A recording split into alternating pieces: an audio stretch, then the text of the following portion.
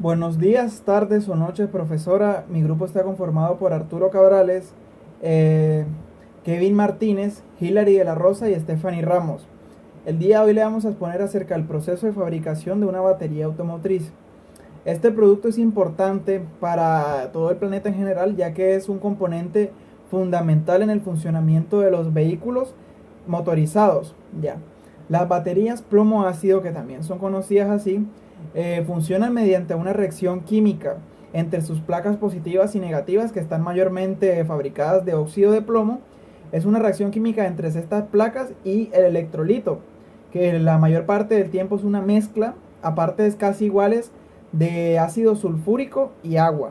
Esta reacción química lo que permite es almacenar energía dentro de sí, que puede ser renovada mediante el alternador, ¿vale?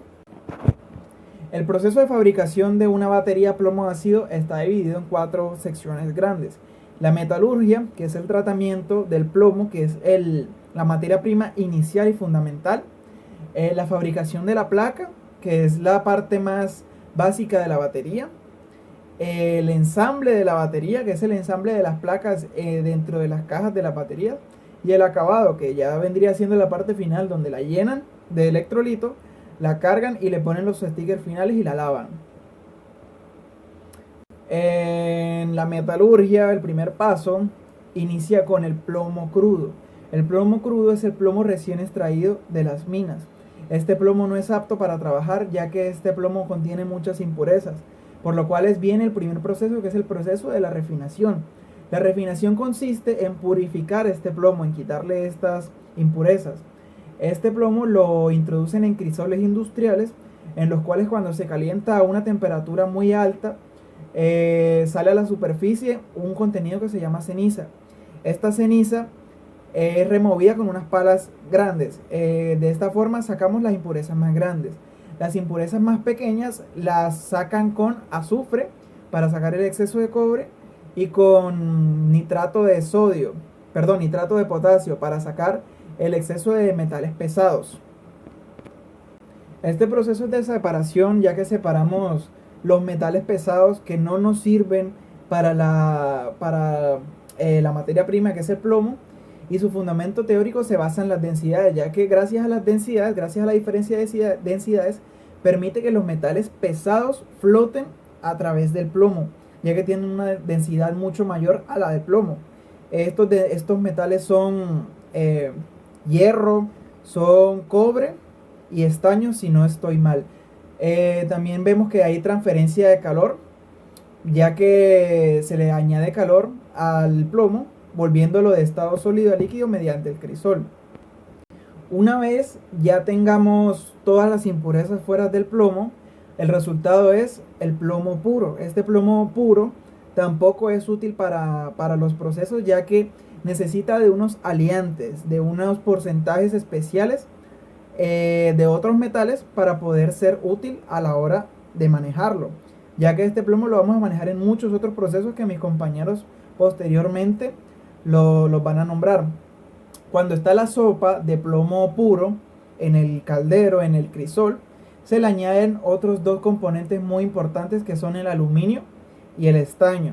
Estos sirven como estabilizantes para los procesos de oxidación y para los procesos de soldadura en placas, que se verán más adelante. Una vez que la mezcla está lista, se pasa a un laboratorio donde se analizan los porcentajes exactos que tiene esta mezcla, y si son los correctos, se pasa a lingotear. Se pasa a lingotear para facilitar su transporte. Como fundamento teórico tenemos la solubilidad, ya que al añadir estos aditivos mejoran la resistencia, como se lo acabo de mencionar, y menciona las propiedades del plomo para hacerlo más duradero a la hora de hacer la batería. También vemos que también hay transferencia de calor, ya que si el plomo no tuviera constante, no se le añadiría constante calor, pues básicamente no se podría fusionar con los metales que lo vamos a alear. Ya. Ahora, para iniciar el proceso de la fabricación de la placa, vamos a iniciar por crear el esqueleto de la placa, ya que la placa se conforma por el esqueleto por su esqueleto, que es la rejilla, que es de la que le voy a nombrar ahorita, y de su carne, por así decirlo, que viene siendo el material activo, que viene siendo la mezcla. Ya. A la hora de producir la rejilla, estos lingotes que acabo de nombrar se meten en crisoles donde son fundidos y este plomo líquido ya aleado bombeado a unos moldes especiales que tienen la forma de la rejilla que le estoy mostrando en la diapositiva. Cuando se llena el molde, se hace un shock térmico al aire que hace que la rejilla se endurezca muy rápidamente. Y esta máquina que se llama rejilladora permite crear rejillas muy rápidamente. Más de 10 rejillas por minuto. Las variables críticas de este proceso son la temperatura y la velocidad de enfriamiento, ya que, como le dije, gracias al shock térmico permite un rápido endurecimiento de la placa para poder ser mucho más productivo y eficiente. Y antes de fabricar la mezcla a la que antes le hablé, es necesario crear el óxido de plomo, que es la parte, o sea, es el componente más mayoritario a la hora de hacer la mezcla. El óxido de plomo básicamente es plomo, el cual meten en otro crisol aparte de la rejilladora. También se vuelve líquido, pero cuando vuelven el plomo líquido, el plomo oleado, lo meten en una máquina que se llama ciclón. Este ciclón lo que hace es batir ese plomo líquido a muchas altas revoluciones y combinarlo con el aire del exterior. Al meterle aire a esta mezcla, se oxida, cambia de color y se endurece. Como resultado queda este polvillo anaranjado que ustedes pueden ver ahí. Vemos que este tipo de proceso tiene una reacción química, la cual es la que permite fusionar el oxígeno del aire con el plomo líquido. Ya. Entonces, como fundamento teórico está la oxidación del plomo en sí. Ya. Y en mecanismo clave está la convección y difusión del oxígeno del aire al plomo. Preparación de la mezcla. La mezcla es el material que va dentro de las placas de la batería. Para hacer estas se combinan el óxido de plomo, el agua y los aditivos correspondientes. Si es positiva, se agregan sus aditivos especiales. Esta quedaría amarilla, el positivo. Y si es negativa, se agregan sus aditivos especiales también, que esta quedaría oscura. Aditivos que determinan si la pasta será positiva o será negativa, para que entiendan muy bien cómo sale amarilla y negra. La amarilla se diseña para convertirse en PbO2, una sustancia que dura y es resistente. ¿Cuáles son sus aditivos típicos? El óxido de rojo plomo te ayuda a formar el PbO2, el sulfato del plomo, las fibras especiales que te dan resistencia, los aditivos que fortalecen la placa, también va incluido, por eso la mezcla sale amarilla desde el inicio. Pasta negativa, esta queda oscura. Esta se diseña para convertirse en plomo esponjoso. Esta tiene que ser porosa. ¿Cuáles son sus aditivos típicos? El carbono negro. La oscurece para que coja el color. Las esponsores, los aditivos de control de grano. Y por esta razón esta queda una mezcla negra desde que se prepara. Esta pasta es la que se coloca dentro de las rejillas. Operaciones unitarias. Preparación de la mezcla. Tipo de mezcla. Obviamente es masa. Quiere decir que se están juntando varios materiales sólidos y líquidos para formar una pasta. Fundamentos teóricos. Dispersión y reología. La idea es mezclar bien todos los materiales para formar una pasta espesa y uniforme. Esto daría una reología básicamente como se comporta la pasta. Si es muy líquida o muy espesa o si fluye bien. Reacción inicial PbO2 más H2SO4 más H2O. Al mezclar el óxido del plomo con el ácido sulfúrico se forma una pasta que será el material activo de la placa. Equipo principal, mezclador de pasta. Es el tanque donde se hace la mezcla. Características del mezclador. Bueno, el mezclador es un tanque que agita constantemente la mezcla para que quede uniformemente y controla la temperatura para evitar que se caliente demasiado. Variables críticas: viscosidad y concentración de ácido. Estas son las dos más importantes por la viscosidad que queda para ver si está espesa la pasta o no. La concentración de H2SO4 cuando el ácido se está usando. Parámetros de control: temperatura igual 50 Celsius menos 80 Celsius. La mezcla debe mantenerse a una temperatura entre 50 y 80 Celsius grados para que la pasta quede con su consistencia correcta. Consecuencia de la falla: si algo sale mal, si la pasta queda mal, líquida o muy espesa, se llena la rejilla. Si el ácido está fuera del rango, la batería tendrá mal desempeño. Seguimos: empate de la rejilla. Cuando la mezcla está lista, la rejilla de metal pasa por una máquina llamada empastadora. La máquina coloca la pasta dentro de cada rejilla usando un molde. El otro paso sería que las placas empastadas pasan por un tren de secado donde las pastas se fijan.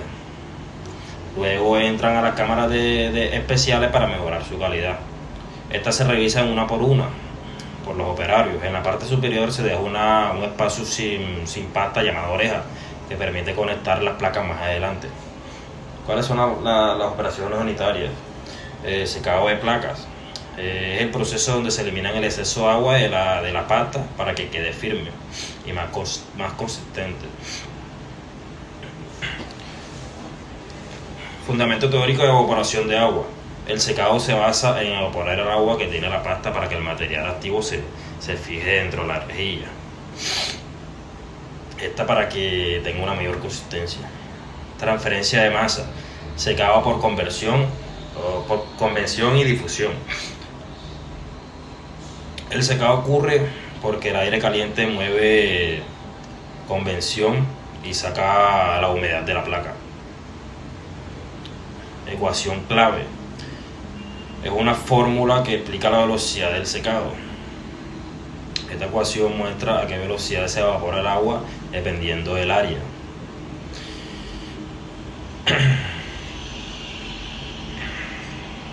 Del agua y también del flujo. Del agua, del flujo y del aire. Parámetros críticos: humedad, tiempo de resistencia, temperatura del aire. Para que el secado sea correcto, se deben controlar la humedad, el tiempo de la placa, si pasa por el túnel de la temperatura del aire. Equipo principal: empastadora, más túnel del secado, igual el curado. Después de empastarlas, las placas entran a un túnel donde se secan y se endurecen. ¿Cuáles son las variables críticas? Tiempo de resistencia, la humedad de la cámara, la consecuencia de falla, si el tiempo de secado es muy corto, muy largo, la placa queda blanda y se desintegra. Si es muy largo, puede afectar la calidad del material activo. Otro sería elaboración de los grupos. Las placas positivas y negativas no pueden tocarse porque generarían un corto, obviamente. Por eso el proceso funciona de esta manera. Se ponen separadores plásticos entre ellas. Después las placas positivas van por una cinta y las negativas por otra. Una máquina ensobra las placas, o sea, las envuelve individualmente. Luego se junta una placa positiva con una negativa. Un operario o un trabajador apila y cuenta y arma por grupos la cantidad exacta que necesita la batería. Entonces, como primera diapositiva tenemos la elaboración de elementos. Como podemos ver, en esta primera etapa, básicamente, vamos a entrar como al corazón del proceso interno, donde es la elaboración de los elementos. Entonces, cada elemento pues está compuesto por un conjunto de placas positivas y negativas que posteriormente pues van a formar cada celda de la batería. Entonces, los grupos de placa pues llegan a la máquina COS y esta máquina pues utiliza ciertos brazos robóticos que realizan dos funciones claves. Primero pues limpian las orejas o terminales de cada placa y segundo aplican el fundente, que este básicamente vendría siendo un químico que mejora la adhesión y evita como esas impurezas durante la unión. Después el equipo utiliza un crisol de plomo fundido que bombea el metal pues hacia un molde donde se conectan las orejas de la placa. Este proceso básicamente pues garantiza que las placas queden unidas de manera sólida y uniforme, formando así pues un elemento completamente funcional. Una batería tipo automotriz necesita 6 elementos y la precisión en esta etapa es fundamental para lograr una batería estable, con buena capacidad y con alta durabilidad eléctrica. Finalmente, pues los elementos se insertan dentro de la caja plástica y se fijan pues utilizando hot melt. Este básicamente pues es un adhesivo termofusible que pues garantiza que los elementos queden inmóviles y alineados. Esto es esencial porque digamos que en un vehículo las vibraciones son constantes y si los elementos no están bien fijados podrían o dañarse o perder eficiencia. Ahora como segunda diapositiva tenemos el soldado de elementos. Entonces en esta fase los elementos ya están dentro de la caja, pero aún no están conectados eléctricamente. Entonces, para lograr esa interconexión se utiliza un proceso de soldadura por resistencia, una técnica que básicamente requiere precisión y control térmico. Los conectores superiores de los elementos, digamos, pasan por un soldador automático y este dispositivo aplica corriente eléctrica mediante unas pinzas especiales. La corriente pues genera calor directamente en el punto de contacto, lo que provoca que el material se funda y una los conectores entre sí. Esta etapa, digamos que se considera crítica porque es aquí donde se forma el circuito en serie, que este pues permite que la batería alcance su voltaje nominal. Cualquier defecto en la soldadura pues podría generar fallas como caída de voltaje, calentamientos o pérdida de capacidad. Además, pues este tipo de soldadura garantiza uniformidad y repetibilidad entre baterías, ya que pues la máquina controla la fuerza, el tiempo y la corriente aplicada, lo cual digamos que reduce variaciones y asegura la estabilidad en el producto final. Como última diapositiva tenemos el sellado de cubierta. Entonces, una vez terminada la parte interna de la batería, digamos, se procede al sellado de la cubierta. Entonces, este paso es esencial porque asegura la protección, el aislamiento y la integridad del producto final. Entonces, para esto se utiliza una selladora térmica. Entonces, la máquina calienta de manera controlada los bordes de la caja y de la tapa. Cuando ambas superficies, digamos, alcanzan la temperatura adecuada, se presionan entre sí, generando un sellado hermético. Entonces, el objetivo de este sellado es doble. Primero, porque vamos a impedir cualquier fuga de electrolito o vapores. Segundo, vamos a evitar que agentes externos como humedad o polvo pues ingresen a la batería. Entonces, un sellado defectuoso puede comprometer tanto la seguridad como el desempeño, por lo que esta etapa demanda control, precisión y cumplimiento estricto de parámetros. Entonces, para concluir,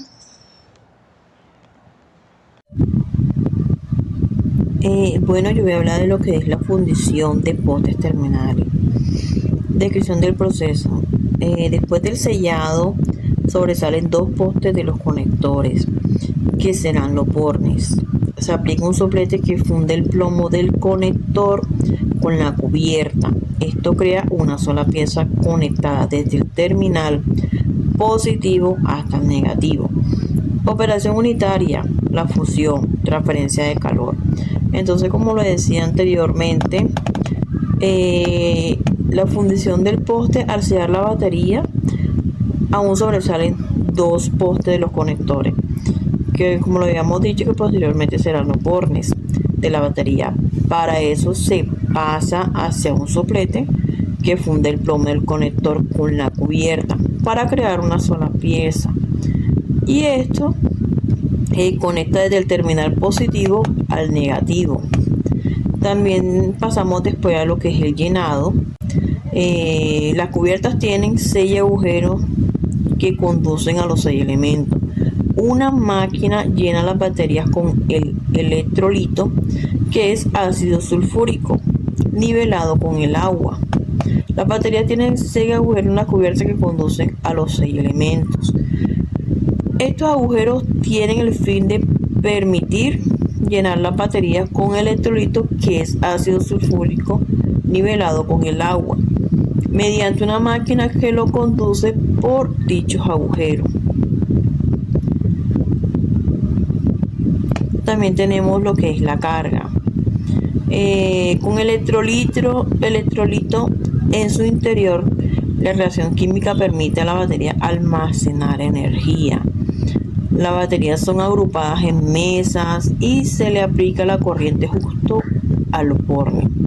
¿Qué operación unitaria vemos aquí? Carga eléctrica, reacción electroquímica. También tenemos lo que es el consumo energético. Esta es la etapa de mayor consumo de energía eléctrica.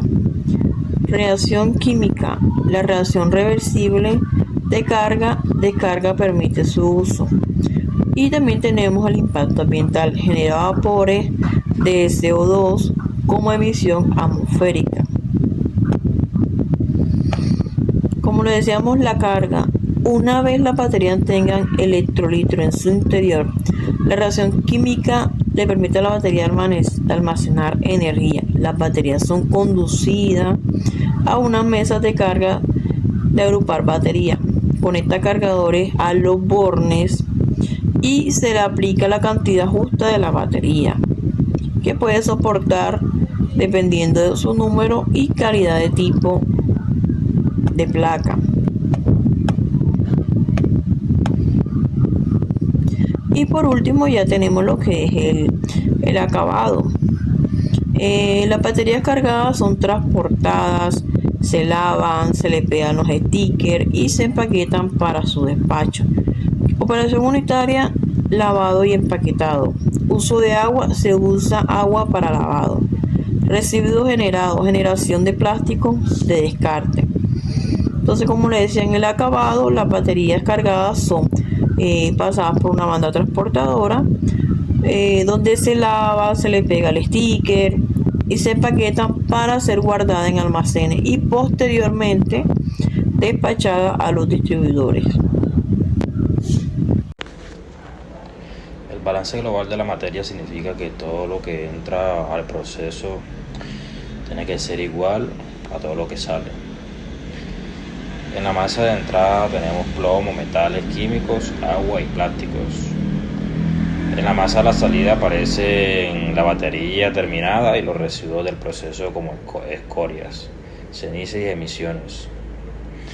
¿Cuál es la idea? La idea es comprobar que nada se pierde y que todo el material está completamente contabilizado. Si el balance no cuadra, significa que hay pérdidas o fallas en el proceso. Un ejemplo cortico para que entiendan. Si entran 100 kilos de plomo y 10 kilos de químicos y 5 de plástico, entonces deben salir 115 kilos entre baterías y residuos. O sea, nada se puede perder. Bueno, para concluir, es importante destacar que la fabricación de una batería automotriz es un proceso altamente técnico, secuencial y controlado que pues integra operaciones mecánicas, químicas y térmicas pues en perfecta coordinación, desde la refinación y aleación del plomo hasta la producción de la rejilla, la elaboración del óxido, el empaste, la conformación de placas y la creación del elemento. Cada etapa pues tiene un proceso claro y aporta directamente al desempeño pues del producto final. A lo largo del proceso, como mencionamos, se aplican principios fundamentales de estandarización, control de calidad, automatización y estabilidad operativa. Estos observan el uso de máquinas como la empastadora, la COS, las soldadoras por resistencia y las selladoras térmicas, que pues estas aseguran repetibilidad, precisión y confiabilidad en cada unidad producida. También vimos como materiales específicos como el hot melt, los separadores plásticos o las aleaciones del plomo cumplen funciones clave en la resistencia mecánica y la seguridad y sobre todo la durabilidad de la batería, lo que muestra que pues cada detalle está pasando para soportar las demandas reales de un vehículo en operación. Entonces, finalmente, procesos como el llenado con electrolito, la carga inicial y el acabado pues garantizan que la batería salga lista para cumplir su ciclo de vida con eficiencia y estabilidad.